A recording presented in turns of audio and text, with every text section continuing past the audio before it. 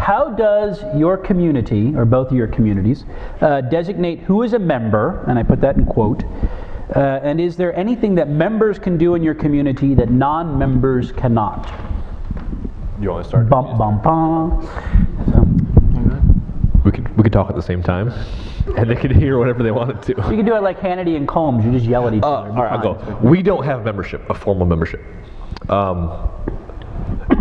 We have ways to, hold each other accountable, and we have ways to make some votes and stuff like that. But we don't really have membership in terms of in the traditional sense. I've personally found that membership really doesn't mean anything in most churches, the churches I've been a part of.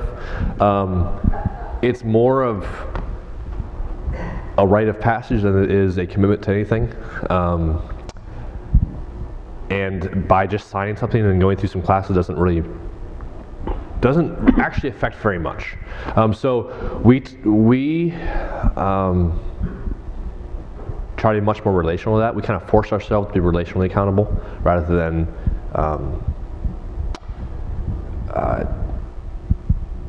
what's the word I want to use? I don't know. Institutionally accountable. There you go. That's what I was looking for. And so we always want to force ourselves to be in a relationship, but we do have ways to kind of make decisions as a community. That's going to be a question later, isn't it? Yeah, okay. Actually. Yeah. But I'll save that then for later. But we don't have a formal membership, and the idea is that signing something doesn't really commit you to anything, really. It doesn't really hold any power over anybody, and really it's more of who's in, who's out. And so we talk about membership as if you come to the well, you belong here. If you come to the well, you're part of this community. We don't say you have to go through a class in order to be part of this community. You're just part of this community. Now, if you come to the well and you follow Jesus, that's a good thing too. We want to encourage that. But in some sense, we all come as part of this. We're all part of this family, and we're all seeking Jesus in on our own different way, and we're all part of the same thing. And so one person isn't more important than another because they've made certain decisions about certain things. But it really does force us to be relationally accountable, which is hard, and which honestly we're not doing a very good job at right now. And we're trying to figure that out. How do we have more relational accountability in our community and set some environments for that rather than top down, trying to institutionalize it. So we're on the journey of figuring that one out. If last year for us was kind of the year of justice, we didn't really call it that, but it kind of became that. This year we're really trying to focus on discipleship and figuring kind of some of those relational things out. So that's where we're at. It's messy, but it's real. Yeah, and because of our unique structure, we're a part of a larger church, Calvary Church. Calvary Church certainly does have membership, but one of the things, and we're still trying to figure out, okay, where does Resonate fit into all of that? What do you do when you're charged to create a faith community within a larger church where people are not attracted to or are turned off by sort of a Sunday morning institutional setting? So how do you have membership sort of under that structure? That's very unique. We're still in conversation about that. As we've talked before, we're trying to break down that spectatorship mentality, and so we never use the M word. We often talk about participants, right? So if we're breaking down spectators versus participants and encouraging people to move in that direction of participation, that fleshes itself out in an unofficial ways that would be membership-like, member-like in a sense.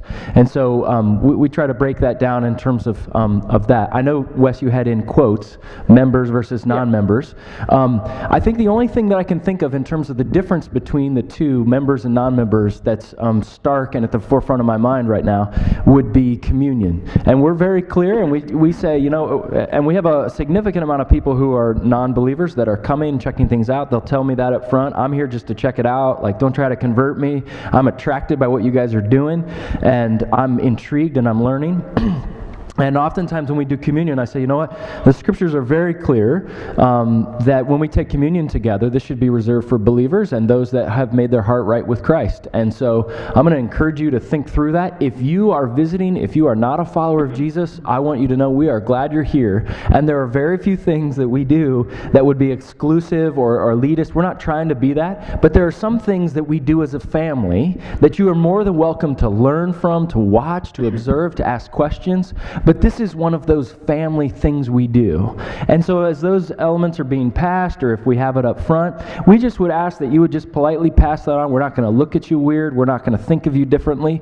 We want to encourage you to keep coming. But this is something that we reserve. So we'll tell people that up front and be very careful in our language to explain, again, why we're doing what we're doing, because I think that's extremely important. As Todd said, I'm in healthy conversation and dialogue with some leaders regarding this idea of membership. I would say it this way. I think membership is an intriguing idea. I'm not sure I've ever heard a good reason why I should be a member. I would love to have a logical reason or understanding of that, and I've heard a lot of arguments such as, well, you get to vote for leaders. And I say, you know what? I trust a lot of the members that I see here to elect them because they're wise, upstanding people, and I trust them.